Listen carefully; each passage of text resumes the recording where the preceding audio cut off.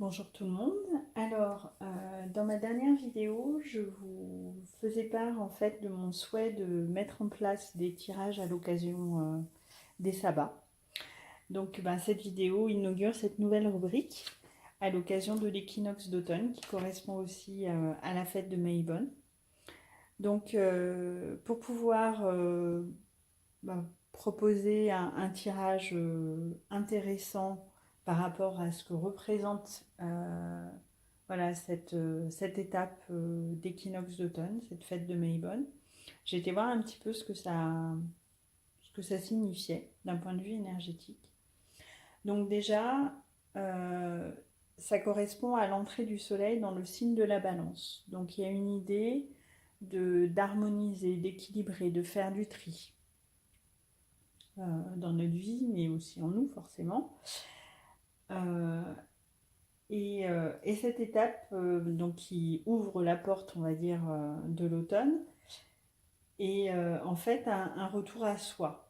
On sort des énergies de l'été, donc qui sont très tournées vers l'extérieur. On est beaucoup dans l'action, donc dans le yang, et on revient à des énergies beaucoup plus intériorisées, plus yin. Euh, donc il y a l'idée d'un retour à soi. Donc du coup, pour ce tirage, je vous propose d'explorer deux idées. Deux idées. Qu'est-ce qui a besoin d'être équilibré et comment se reconnecter à soi, donc pour pouvoir accueillir ces énergies automnales et ensuite aller vers l'hiver. Donc pour ça, j'ai utilisé l'oracle des reflets de Célia Melville. Et pour réaliser un tirage pour chacune de ces questions, en fait, j'ai utilisé des significateurs. Donc pour la première question, donc qu'est-ce qui a besoin d'être équilibré dans nos vies? J'ai utilisé la justice. Donc on voit qu'il y a une balance, donc on est bien dans cette idée d'équilibre. Et pour la deuxième question, comment se reconnecter à soi? J'ai utilisé le mandala comme significateur. Donc concrètement, j'ai battu le jeu, je l'ai coupé, je l'ai rebattu. Et j'ai cherché donc ces deux significateurs parmi les cartes. Et j'ai conservé les deux cartes qu'il y avait avant, les deux cartes qu'il y avait après. Et pour compléter en fait ces deux petits tirages, j'ai tiré une carte conseil pour chacune des questions. Donc une carte avec murmure de la nature pour la première question, donc de savoir qu'est-ce qui a besoin d'être équilibré dans nos vies. Donc c'est un jeu d'Angela Hartfield et de Joséphine Wall. Et pour la deuxième question, comment se reconnecter à soi, j'ai utilisé l'Oracle of Visions de Tiro Marchetti.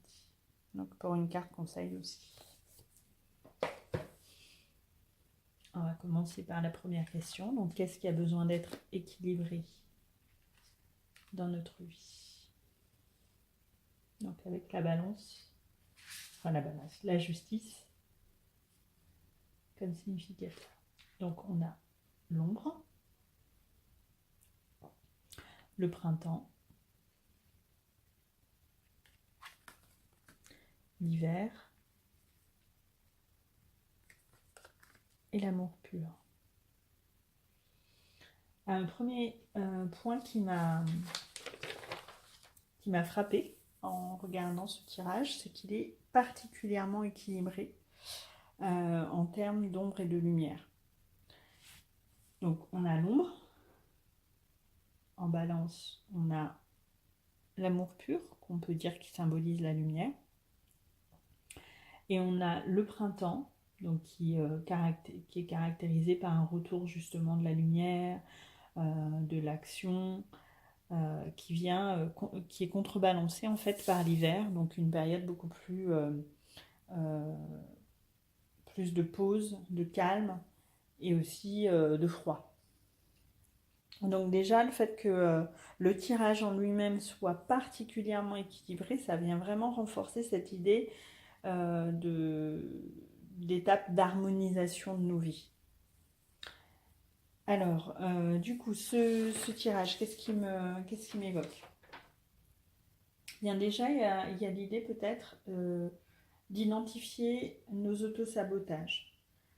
Les autosabotages, en fait, c'est ce que notre ego a pu mettre en place comme mécanisme, comme schéma, pour nous protéger, certes, mais c'est aussi ce qui nous limite, ce qui nous empêche d'être vraiment nous-mêmes, de laisser notre meilleur s'exprimer.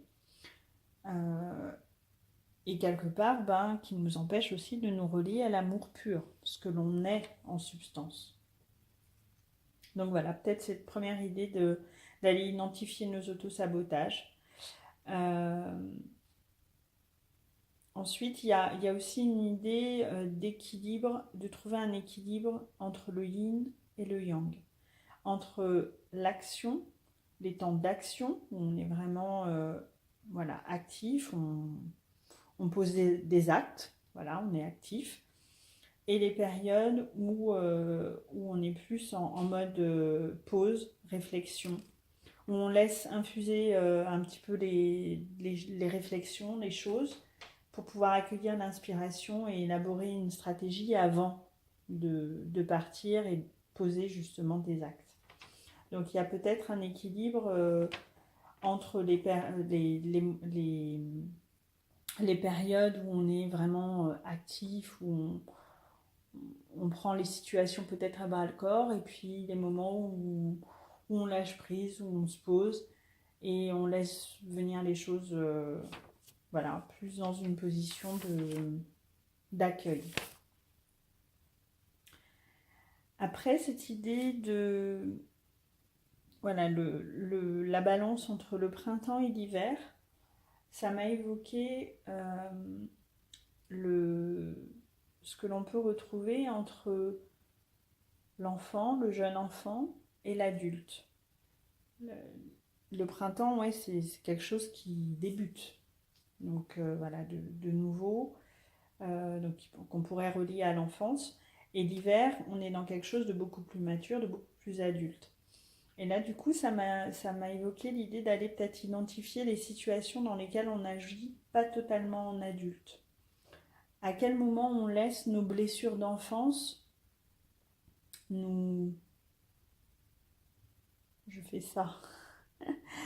Nous manipuler d'une certaine façon et du coup qui va continuer à perpétuer ces blessures, qui va les entretenir et qui va aussi alimenter nos schémas d'autosabotage. Donc voilà, peut-être aller identifier dans quelle situation, dans quelle relation aussi. C'est souvent dans des relations qu'on a ce genre de problématiques qui peuvent se poser. Dans quelle situation, relation on a besoin de prendre de la hauteur pour se positionner de manière plus juste pour nous et de se positionner aussi en tant qu'adulte.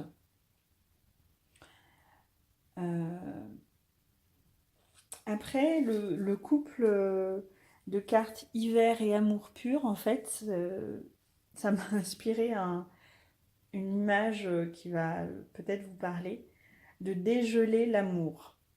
Donc justement, en allant faire sauter les autosabotages, en rééquilibrant nos périodes très actives, plus tournées vers l'extérieur et les périodes plus intériorisées de pause, eh bien, on va se reconnecter à soi, c'est justement la deuxième partie de ce tirage, et donc dégeler l'amour.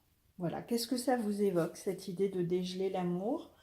Et puis en termes de réflexion, par rapport aux autosabotages, de peut-être vous observer, voilà, être sans vous juger, mais de s'observer pour voir quels sont les schémas de protection qu'on a mis en place pour se protéger, mais aussi qui nous empêchent comme je le disais tout à l'heure, d'être nous-mêmes et et de vivre selon ce que l'on a de meilleur à apporter au monde, à soi, mais aussi au monde.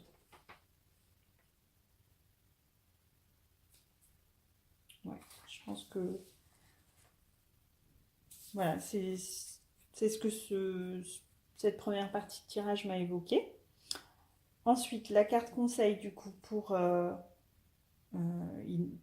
savoir voilà, ce qu'il y a, comment on peut équilibrer les choses dans nos vies sur cette étape. Bien justement, c'est la carte de la pause qui est ressortie. Donc on a bien cette idée de prendre un temps pour se recentrer sur soi, pour s'ancrer. Donc il y a l'idée de retour à soi.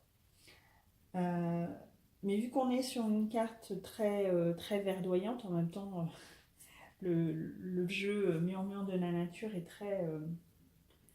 très dans cet esprit de verdure, de profusion. Donc on est beaucoup dans le printemps et dans l'été. Mais là, vu qu'on est sur une étape automnale, eh bien moi, ça me suggère l'idée de se reconnecter au cycle de la nature. Et l'automne, ben, c'est la période où les arbres perdent leurs feuilles, donc laissent mourir ce qui n'est plus nécessaire et se débarrassent de ce qui n'est plus nécessaire. Donc il y a une idée de lâcher prise, donc de faire du tri, encore une fois, mais de lâcher prise et de ne pas être dans la résistance en fait par rapport aux événements. Voilà. Il y a plus une idée de suivre le mouvement en revenant régulièrement à soi pour ne pas, voilà, pour pas se perdre non plus. Et puis, toujours pour se positionner de manière juste pour soi. Voilà, l'équilibre et l'harmonie, il est toujours par rapport à soi. Donc, il y a peut-être aussi une réflexion à avoir sur notre rapport aux autres, en fait. Voilà, comment on se positionne dans les échanges qu'on a avec les autres. Est-ce qu'on s'accorde des pauses aussi? Est-ce qu'on est dans une course à l'activité?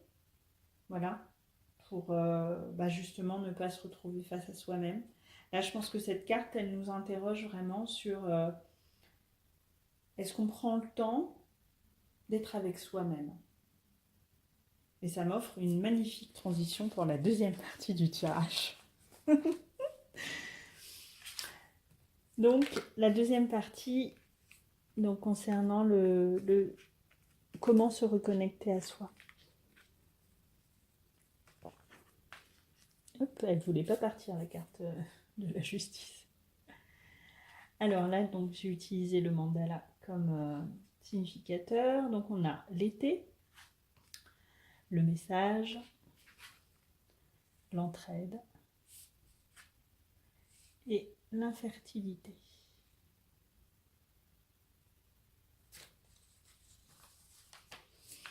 Alors,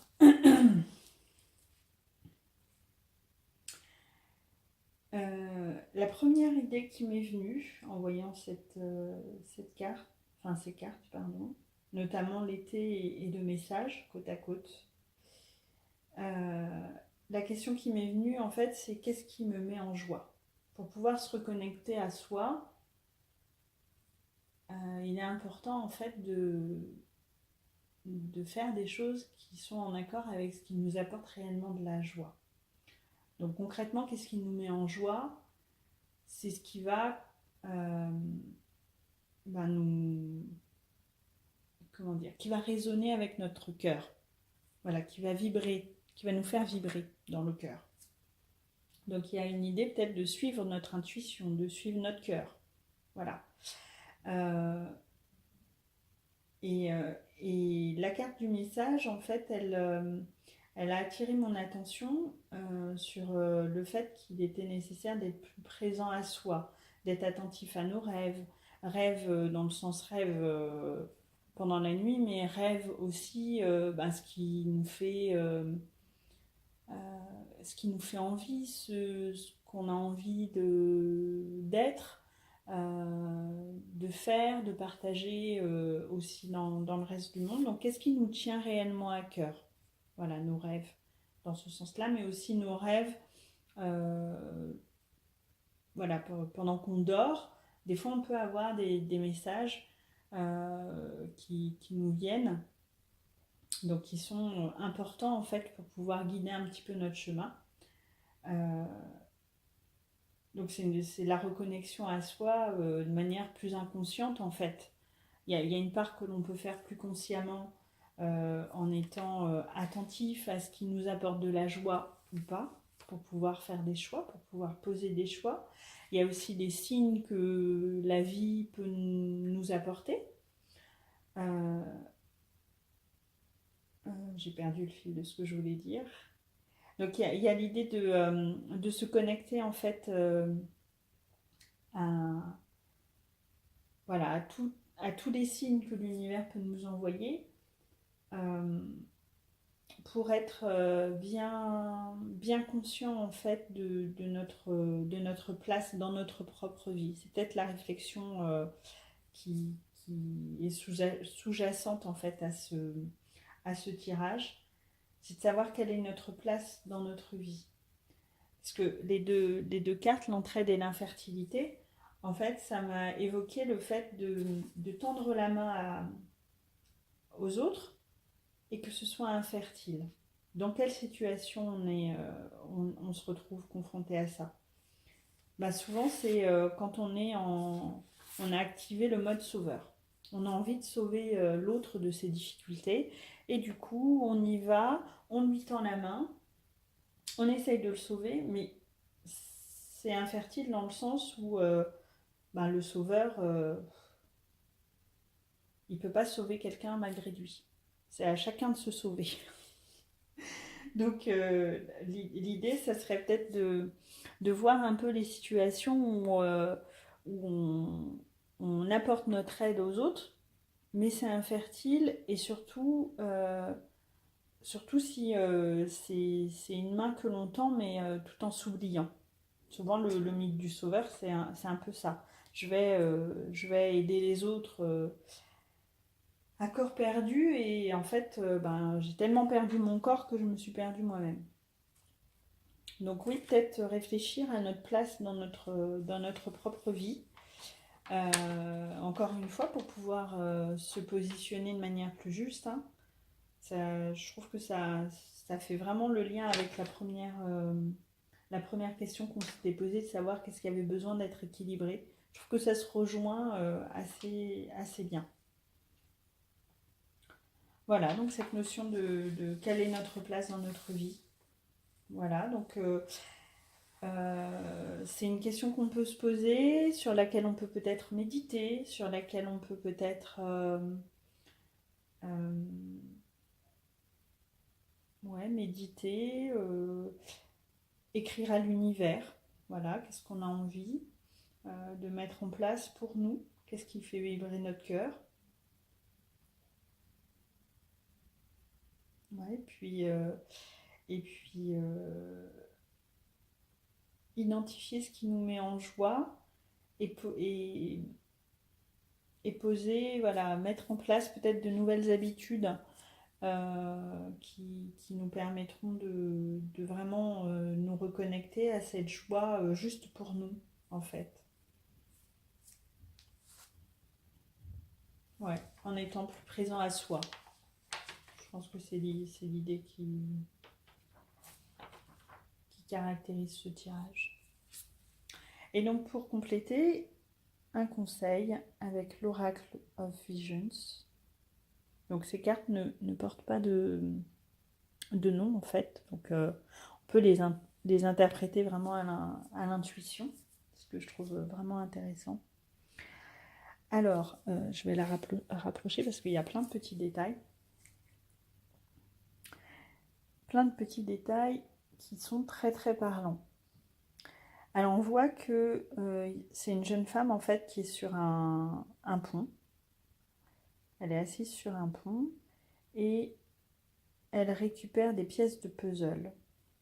Et on voit que ces pièces de puzzle en fait, alors on ne sait pas dans quel sens c'est, mais je vais l'interpréter d'une certaine façon au vu de la question qu'on se pose. On ne sait pas si les pièces s'envolent du puzzle ou si on est en train de les remettre. À mon sens, on est en train de les remettre. Et du coup, la reconnexion à soi, elle passe aussi par l'idée de retrouver notre propre identité, notre propre vérité.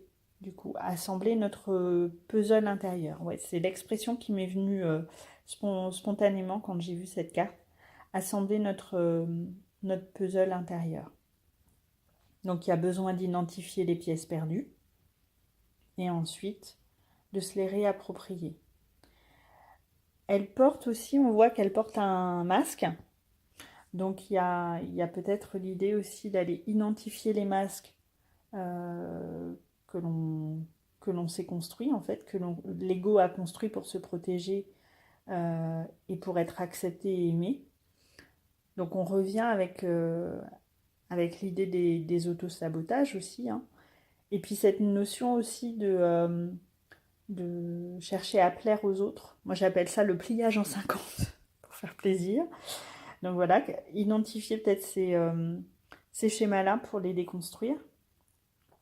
Et puis le petit chat, eh ben, il nous invite à nous reconnecter à la douceur. Donc de faire ce travail de reconnexion à soi, d'aller un peu explorer nos ombres, du coup, mais toujours dans la douceur. Donc dans la bienveillance avec nous-mêmes, voilà, pour que la reconstruction du pulse en fait se fasse, mais de manière harmonieuse.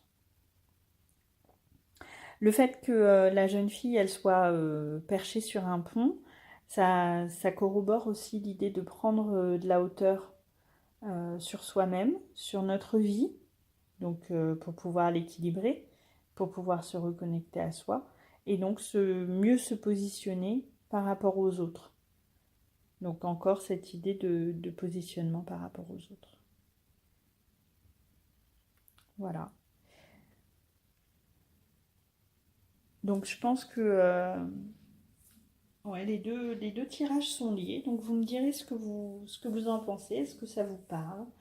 Euh, et puis bah, je vous invite à vous interroger au vu voilà, de tout ce que j'ai peut-être pu dire sur ces deux tirages, les questions voilà, que les cartes qui sont sorties m'ont évoquées, de vous les noter, puis de voir qu'est-ce que ça vous évoque, en quoi ça résonne chez vous, et puis d'essayer de voir qu'est-ce que vous pouvez mettre en place plus concrètement pour pouvoir trouver des réponses, pour trouver vos réponses, parce que finalement, il y a que celles-là qui sont justes pour vous. N'hésitez pas à me faire part de vos retours en commentaire. Et puis, passez un bel automne. Et pour cette rubrique, donc on se retrouvera fin octobre pour la fête de Chamois. Bonne journée à vous. Merci.